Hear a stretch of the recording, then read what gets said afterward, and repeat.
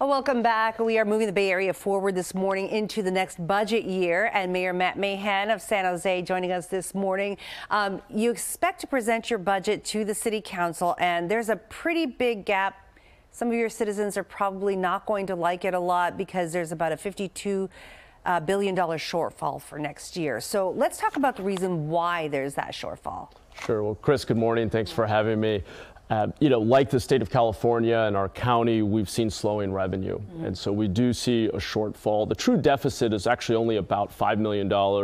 When you include everything we need to do to come into compliance with the Clean Water Act, it looks more like a $50 million gap. In an overall budget of about $1.6 billion for our general fund, it's manageable. We actually think we can navigate this without cutting core services and without doing layoffs this year. As we look to out years, unless the economic picture improves, we may be in a tougher position. For this year, what we're doing is really two things. We're eliminating vacant roles that we can do without for another year or two.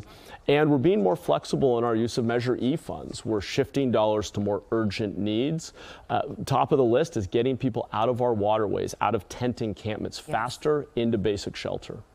Now, so you're talking about trying to get creative without having to make some of those cuts, not filling those positions that are available. Labor is a big expense, and during those labor negotiations, you were adamant about the fact that San Jose should not commit to raises when we don't know what the picture is down the road. So do you feel a little validated in this position? Well, just to be clear, I supported raises. I was worried about the magnitude of the raise. Okay. I think that the economic data last year was clear that we were likely headed for a slowdown, if not a recession. Fortunately, we're not in a recession as far as we can tell, but we have seen a slowdown in revenue growth. And I was trying to ring the alarm bell and say we should be quite moderate and constrained in what we do, because we don't want to put ourselves in a position where we have to do layoffs. Now, fortunately, this year, I think we'll just narrowly be able to avoid layoffs. I am more worried about next year. We just can't have our labor costs outgrow our revenue growth. We're not the federal government. We're not allowed to just print money. We have to balance our budget every single year. And so if we get too far out there in our expenditure commitments, it ultimately leads to reductions in services and layoffs if we don't have that revenue come in. The difficulty, of course, employees saying, well, I can't afford to live here without Understood. that raise. So it is, it is a delicate back and forth. And our workers have done nothing wrong here. In fact, their unions represented them really, really well and effectively. And we've got a great workforce who serve our community. And I'm proud of our workers at City Hall. I think it's the council's responsibility, though, to look at the numbers and be really honest with everyone about the trade-offs we may face. And I think we took an unnecessary risk last year. Again, I supported 80+% of that raise. I just think it went a little too far. I'm hoping next year that we don't come to regret that decision. Okay, like they say, there's no such thing as a free puppy, right?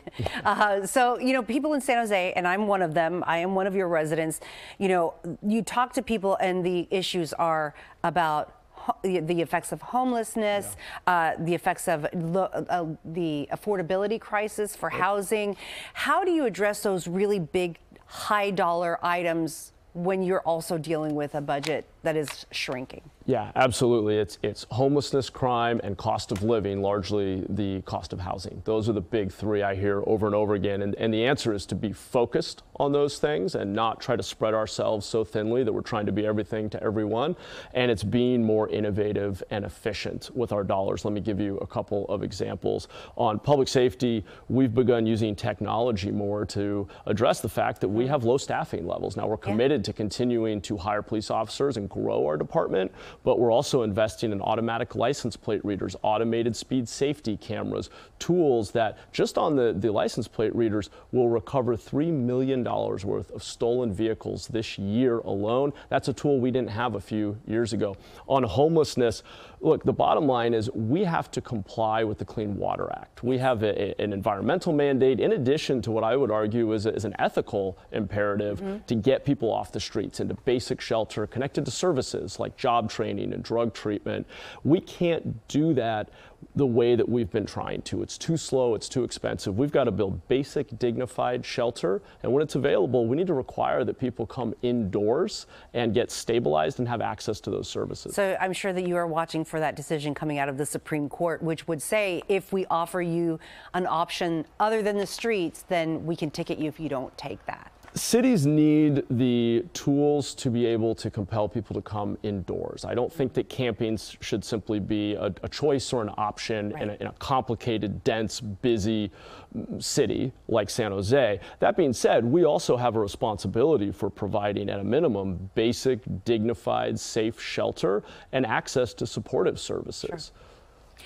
Okay, so you mentioned crime just a few moments ago. If you drive around San Jose, it doesn't take long to see plywood over business windows. We know that people, small business owners especially, being hit hard by those break-ins. Is there anything that you can do as mayor to kind of address that? Yeah, I mean, there are a few things we're doing. In our commercial corridors, we've made an investment in police presence. So foot patrols. Later this year, we will have bike patrols in our downtown for the first time in many years. I think that presence is very helpful. So investing in the capacity of our department to enforce crime is important. I've also talked about criminal justice reform and the importance of creating accountability for repeat offenders. Accountability may not always have to be jail. It could be an alternative like a secure drug treatment facility. But when someone is repeatedly committing crime and victimizing the broader community, there has to be accountability. There has to be an intervention. I think it's on us to invest in more effective and humane interventions. In some cases, it will be jail. In other cases, it may be drug treatment, job training, and some compulsion for actually engaging with those diversion programs. Right. All right. Well, thank you very much, Mayor Matt Mahan, for coming in to talk with us. I know that there's a lot of back and forth that happens between your proposal and when that budget is required to be signed into law. So we'll be talking with you about it. Should be an exciting couple months. Thank you very much for joining us.